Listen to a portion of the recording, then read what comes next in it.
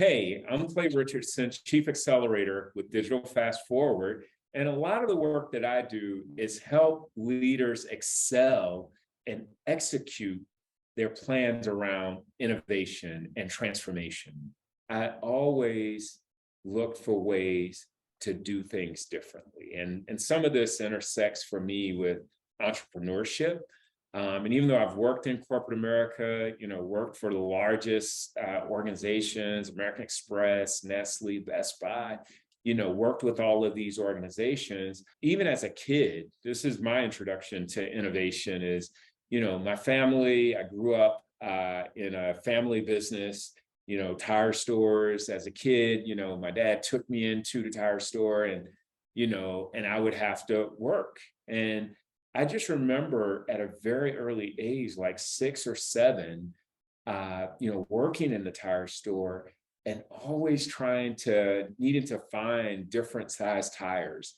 And my imagination used to be really crazy when I was a kid. It hasn't changed much, but as a kid, I had this crazy imagination where I would just imagine new systems and conveyor belts and, processes to make it easier to find tires and even get the tires onto the car, right?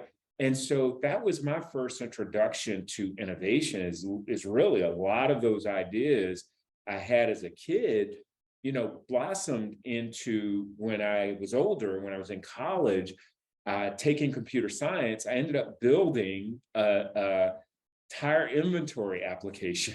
Right. And I showed it to my dad, and my dad was like, this is great. Right. He's like, so I can track my inventory. I can see where everything is. I can tell what tires I have.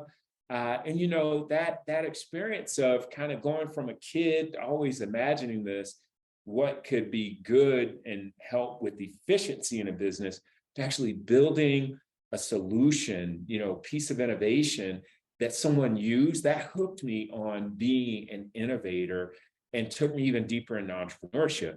One of the projects that I led, 3-4 years ago was with Nestle, helping them stand up their digital innovation center in San Francisco. And I love this because ultimately what we did with Nestle is help them build really almost an innovation boot camp. It's a cohort program. Leaders came from all around the world, lived in San Francisco, and they would be there for a 3 to 4 month period where they would be learning about innovation during the first 3-4 weeks. And then we would work with them on their specific innovation projects within Nestle. And it was just such a cool, project to be a part of and help put in place.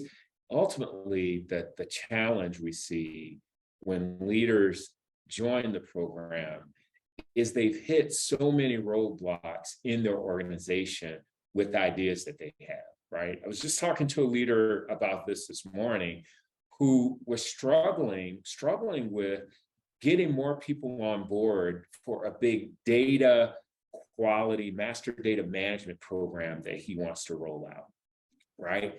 And what he was saying is just he doesn't have buy-in, he's not able to influence people. It's obvious that it needs to be done and that it will save the company so much money and have such a great impact. He's put together his ROI, return on investment model, but he still isn't able to get buy-in, right? And that's frustrating at a leadership level, is you have these big ideas, you know how to save the organization money, but you're not actually able to get the buy-in, get the influence, build a compelling vision of what's possible, right? And so a lot of times leaders just get frustrated because they're trying to break through at the next level themselves. So the idea is rarely just an idea to save the company money, but it's the idea of being able to lead large-scale transformation that helps the leader excel in their own career, to go to that next level, right? And so sometimes we think about it like, well, if I go through a coaching program, I need to get these new skills, and it would be great for me to have new skills, so that I can work better or be better at my job. But at the heart of it is really a burning desire to actually be the best, to excel, to get to that next level. And so it's not just about the idea that you have, but it's about your ability and capability as a leader to take these ideas, get people behind the ideas, and then lead your team to be able to execute consistently to get the results, right? Sometimes if I think about some of the leaders that came through the program and ended up having breakthroughs, what we see the most, or another big area that we see for those leaders that got to breakthrough, are leaders that just felt like burnt out, right? Because they tried so many things and just really feel like they should be further ahead, but they've tried so many things and they've been burnt out. And this is where the Innovation Leadership Playbook comes in. It's designed to help you effortlessly piece together a plan for your initiative so you can present it in a way that increases the chances of your initiative getting the buy-in and funding needed for you to be successful. And this is what I'm going to teach you and implement with you on the next call. The 5 sections in the Innovation Leadership Playbook are mindset, metrics, priorities, tools, and roadmap. You're building something to get buy-in. And so we've seen this pretty consistently. One leader we worked with for nonprofit CEO, she built an amazing playbook. This was honestly probably the best playbook that we've had come through the program. And I love the playbook that she built because it didn't lead with technology. It led with people, right? With her, really the people she serves was the core of her playbook. And what was amazing is to see that playbook get funding from a donor of $2 million, right? And so that's huge for a nonprofit. And she essentially took the exact same playbook that she built in the program, shared it with the donor, and the donor said, I love this. When can we get started? Wrote a check.